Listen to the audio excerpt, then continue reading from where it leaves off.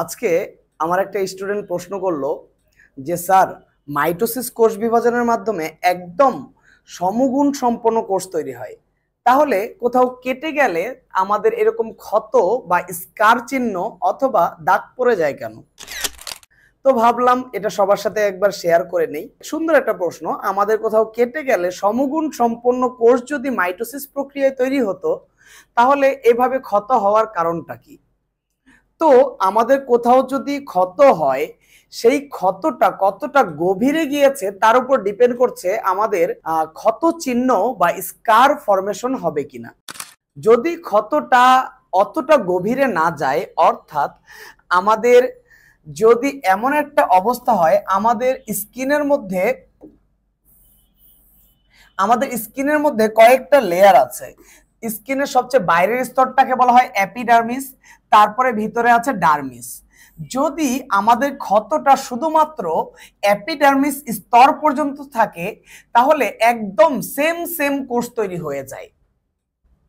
সুতরাং শুধু এপিডার্মিস পর্যন্ত যদি ক্ষত থাকে, যদি আমাদের ক্ষতটা ধরো এতটুকু হলো, সেই ক্ষেত্রে আমাদের স্কার ফরমেশন হবে না।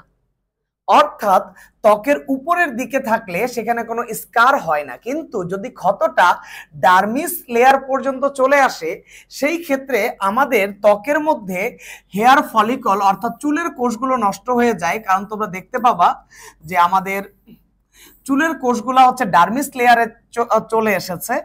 চুলের কোষগুলো নষ্ট হয়, তারপরে আমাদের তেল গ্রন্থিগুলো নষ্ট হয়। এ কারণে ওইগুলা রিপ্লেস করাটা খুব জটিল।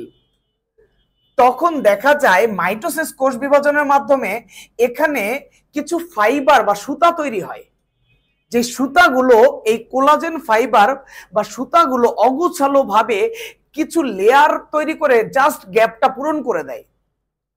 অর্থাৎ ত্বকের ভিতর পর্যন্ত গভীরে ছিদ্র হয়ে গেলে মাইটোসিস কোষ বিভাজনের মাধ্যমে শুধু কোষ তৈরি হয়, বাট উপরের টোটাল টিস্যুটা রিপ্লেস করতে পারে না। কারণ এখানে হেয়ার অর্থাৎ লোমগুলো নষ্ট হয়ে গিয়েছে, এখানে ভিতরের তেল গ্রন্থি, ঘাম গ্রন্থি এগুলো নষ্ট হয়ে গিয়েছে। এজন্য শুধুমাত্র ক্ষতটা পূরণ করার জন্য ফাইব্রোব্লাস্ট কোষ থেকে শুধু ফাইবার সুতা তৈরি হয়, আর সুতার মতো কিছু এই তন্তুগুলো এসে জাস্ট গ্যাপটা পূরণ করে। সেম সেম আগের মতো টিস্যুটা আমরা ফিরে পাই না। অর্থাৎ আমাদের মাইটোসিস কোষ বিভাজনের মাধ্যমে একদম দাগ দেখা যাবে না যদি সেটা এপিডার্মিস বা উপরের ত্বক পর্যন্ত ক্ষতটা থাকে। আর যদি ক্ষতটা গভীরে হয়ে যায়, তাহলে মাইটোসিস কোষ বিভাজনের মাধ্যমে শুধু কিছু সুতা তৈরি করে ক্ষতটা পূরণ করে দিবে, এ কারণে দাগটা দেখা যায়। আশা করি প্রশ্নটা ক্লিয়ার হয়েছে তোমাদের কাছে। আসসালামু আলাইকুম।